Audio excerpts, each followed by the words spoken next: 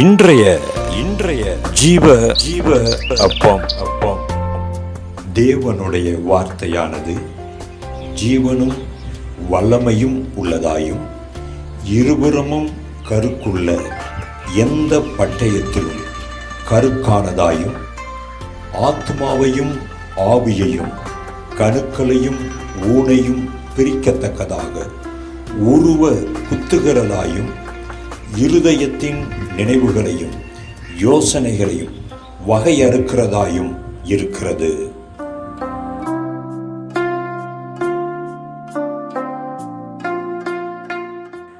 தேவனுக்கு மகிமை உண்டாவதாக. கர்த்தருடைய நாமத்தினாலே உங்களை நாங்கள் வாழ்த்துகிறோம், ஆசீர்வதிக்கிறோம். தேவனுடைய ஜெயமும் மகிமையும் உங்கள் ஒவ்வொருத்தரையும் ஆண்டு கொள்வதாக, பலப்படுத்துவதாக.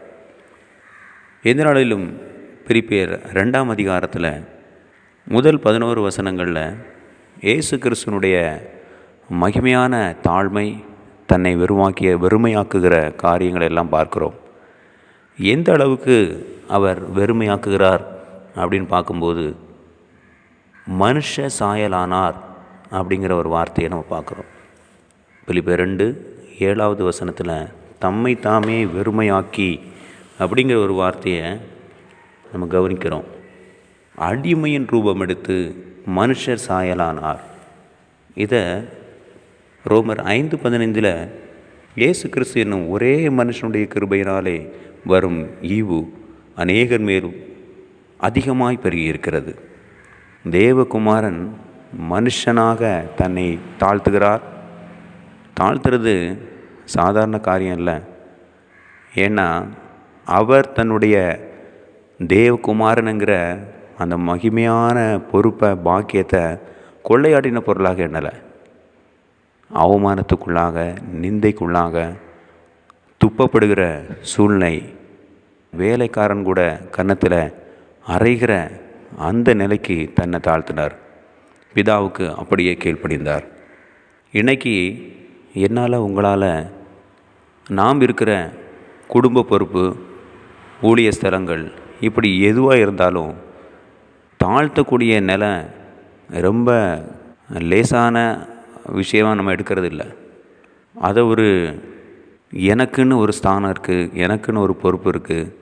அதன் அடிப்படையில் என்ன நான் நிலைநிறுத்தி கொள்கிறதுக்கு தான் அதிகமாக நான் பிரயாசப்படுகிறேன்.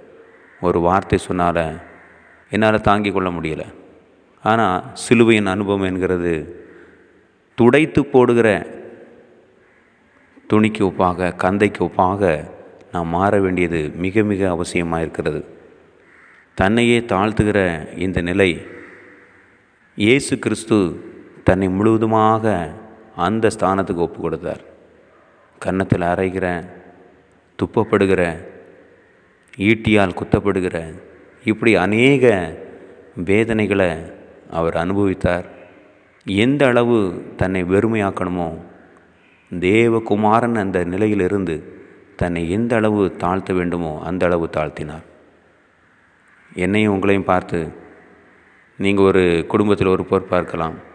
தகப்பன், மனைவி, பிள்ளைங்க, நீ எல்லாம் ஒரு மனுஷனா, எதுக்கு அந்த வேலை உனக்கெல்லாம் அப்படின்னு கேட்கும்போது, எனக்கு இப்படிப்பட்ட ஒரு வாழ்க்கை வந்ததுக்கு நான் எங்கேயாவது போய் தொலைஞ்சிருக்கலாம். இப்படிப்பட்ட வார்த்தை, நீ எல்லாம் ஒரு அப்பனா அப்படின்னு கேட்கக்கூடிய வார்த்தை, நீ எனக்கு பிள்ளையே இல்லை அப்படின்னு கேட்கக்கூடிய வார்த்தை, நீ எல்லாம் ஊழியக்காரனா அப்படின்னு கேட்கக்கூடிய வார்த்தை, இப்படி வார்த்தையை கூட நம்ம தாங்கிறதுக்கு பலன் இல்லை. நமக்குன்னு ஒரு பொறுப்பை வைத்து கொண்டிருக்கிறதுனால தான் ஒரு சிறிய வார்த்தையை கூட தாங்க முடியாத சூழ்நிலையில் வாழ்ந்துட்டுருக்கோம். ஆனால் இயேசு கிறிஸ்துவானவர் பிதாவால் கடைசி நேரத்தில் முற்றுமாக கைவிடப்படுகிறார். ஒரு வார்த்தை சொல்கிறாரு, இந்த சூழ்நிலையிலேருந்து என்னை விடுவிச்சிருங்க, இந்த பாத்திரத்தை என்னை விட்டு எடுத்து போடுங்க அப்படின்னு சொல்கிற அளவுக்கு அங்கு கைவிடப்படுகிற சூழ்நிலை. ஆனாலும் உங்கள் விருப்பத்தின்படி நடக்கட்டும் அப்படின்னு தன்னை விட்டு கொடுத்தார். ஏன் என்னால், உங்களால் விட்டு கொடுக்க முடியலைன்னா, இயேசு கிறிஸ்து பிதாக்கிட்ட தன்னை தாழ்த்தக்கூடிய பலனை பெற்றுக்கொண்டார். வனாந்தரத்தில் இரவு நேரத்தில் அவருடைய சமூகத்தில் உட்கார்ந்து தன்னை பலப்படுத்தி கொண்டார். நாமும் ஆண்டவருடைய சமூகத்தில் உட்கார்ந்து தாங்கும்படியாக, அவமானத்தை பொறுத்து கொள்ளும்படியாக என்னை பலப்படுத்துங்க அப்படின்னு நம்ம ஆண்டவர்கிட்ட வேண்டணும். அப்படின்னா நிச்சயமாய் அதை தாங்க முடியாத பலனை தருவார். ஆண்டவருடைய கிருபை உங்கள் ஒவ்வொருத்தரையும் சூழ்ந்து கொள்ளட்டும். ஆண்டவருடைய வல்லமை நம்ம எல்லாரையும் ஆண்டு கொள்ளும்படியாக ரெடியாக இருக்குது. ஆனால் நாம் விட்டு கொடுக்க வேண்டியது அவசியமாக இருக்கிறது. இயேசு கிறிஸ்து தன்னையும் தாழ்த்தினார். அதனால் நாமெல்லாம் பிழைத்திருக்கிறோம்.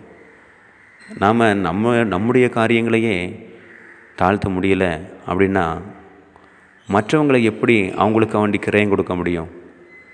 என்னுடைய காரியத்தையே நான் பார்த்துட்ருக்கேன். ஆனால் வசனம் சொல்லுது, உனக்கான காரியம் இல்லை, பிறருக்கான காரியத்தையும் பார்க்கணும் அப்படின்னு 4வது வசனத்தில் நம்ம பார்க்குறோம். ஆண்டவருடைய சமூகத்தை உறுதியாய் பற்றி கொண்டு பலனை பெற்றுக்கொள்வோம், தாழ்த்துவோம், நம்மை வறுமையாக்குவோம்.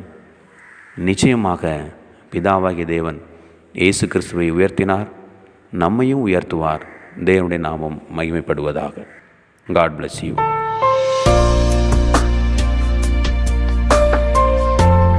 தன்னையும் தனக்குரியவைகளையும் இழப்பவர்களே பிறருக்கான காரியங்களை கவனித்து அவர்களை மீட்க முடியும். இப்படிப்பட்டவர்களையே தேவன் உயர்த்துகிறார், மேன்மைப்படுத்துகிறார்.